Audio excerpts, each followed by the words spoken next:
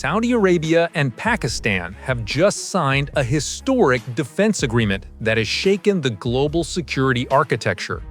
According to Al Jazeera and Arab News, both nations declared a formal commitment to adopt a NATO Article 5 style principle. An attack on one will be considered an attack on both. The agreement was announced in Riyadh in a joint press conference attended by senior defense ministers, generals, and royal advisors. The official statement declared that the defense of Saudi Arabia is the defense of Pakistan, and the defense of Pakistan is the defense of Saudi Arabia. Pakistan's Dawn newspaper reported that the meeting symbolized the beginning of a potential Middle East-South Asia collective defense pact. This alliance did not appear overnight. For decades, Saudi Arabia and Pakistan have maintained a unique strategic partnership. Riyadh has repeatedly provided Islamabad with vital financial assistance, bailout packages during economic crises, and steady oil supplies on deferred payment. In return, Pakistan has offered extensive military cooperation. Thousands of Pakistani officers have served in the kingdom as trainers, advisors, and even combat troops. During the 1980s, Pakistani pilots flew Saudi F-15s to deter threats from Iran after the Islamic Revolution. Yet this time, the nature of cooperation has fundamentally shifted. It is no longer about silent assistance or financial leverage. It is about institutionalizing collective defense.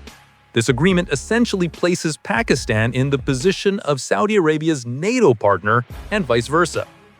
The timing of this deal is not coincidental. According to Middle East Eye, Saudi Arabia faces constant drone and missile barrages launched by Houthi rebels in Yemen, groups that receive direct support from Iran's Revolutionary Guard Corps. The September 2019 Abqaiq oil facility attack, which briefly crippled Saudi oil production, remains fresh in Riyadh's memory. Meanwhile, Pakistan is locked in a cycle of instability, economic hardship, border clashes with Afghanistan's Taliban government, and ongoing tensions with India over Kashmir. Both nations feel vulnerable and see value in binding their fates together. On the military-technical level, the partnership is formidable. Saudi Arabia boasts one of the most modern air forces in the Middle East, operating over 80 F-15SA strike fighters, nearly 70 Eurofighter Typhoons, and more than 150 F-15CD variants. Riyadh has also ordered the cutting-edge F-15EX Eagle II from the United States. In addition, Saudi forces deploy advanced missile defense systems, including Patriot PAC-3 and the high-altitude THAAD system, forming one of the densest air defense networks outside NATO. Pakistan contributes strengths of a different nature. The Pakistani Air Force relies on over 70 F-16 Fighting Falcons, a backbone of its precision strike capability. In parallel, the domestically assembled JF-17 Thunder, co-developed with China, is rapidly expanding in numbers and has already been tested in combat against Indian aircraft. On the strategic side, Pakistan fields Shaheen series ballistic missiles, Babur cruise missiles, and the Crown Jewel, a credible nuclear arsenal, estimated by the Stockholm International Peace Research Institute at more than 160 warheads. Jane's Defense Weekly emphasizes that Pakistan remains the only Muslim-majority nation with operational nuclear weapons. The synergy of Saudi money and technology with Pakistani manpower and nuclear deterrence has far-reaching consequences. Analysts speculate that Riyadh may one day request Pakistan's nuclear umbrella in exchange for continued economic lifelines. Although officially denied by both governments, Western intelligence agencies have long suspected a secret understanding between the two. If Saudi Arabia were threatened by nuclear-armed Iran, Pakistan could provide warheads within days. This potential transforms the balance of power in the Middle East. Iran, which already faces U.S. sanctions and Israeli pressure, now confronts the prospect of fighting not only Saudi jets, but also Pakistani missile brigades. Israel, observing from the sidelines, would need to reassess its defense posture, given that an extended Saudi-Pakistani deterrent could complicate Jerusalem's coordination with Washington. And India, Pakistan's eternal rival, must calculate whether supporting Gulf Arab states diplomatically might indirectly strengthen its adversary. Military strategists warn of dangerous scenarios. The national interest outlined one possibility. If Iran were to strike Saudi oil facilities again, Riyadh could invoke its pact with Pakistan. Pakistan might scramble squadrons of F-16s armed with IM-120 AMRAAMs, deploy at F-15s carrying P-15 air-to-air missiles, or even mobilize Shaheen ballistic missiles for deterrence.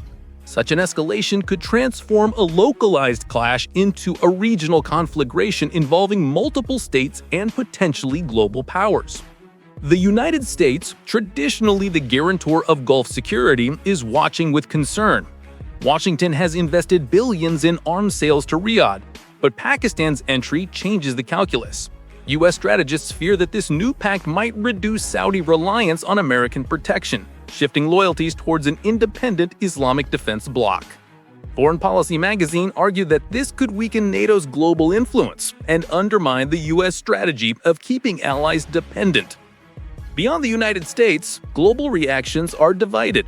China views the pact positively, as it secures the energy lifeline of the Belt and Road Initiative that runs from the Gulf to Western China. Russia welcomes it as well, seeing opportunities to exploit rifts between NATO and non-Western powers. NATO and the European Union perceive it as destabilizing, adding yet another unpredictable alliance into an already volatile region. The symbolism of the pact is almost as significant as its military dimension.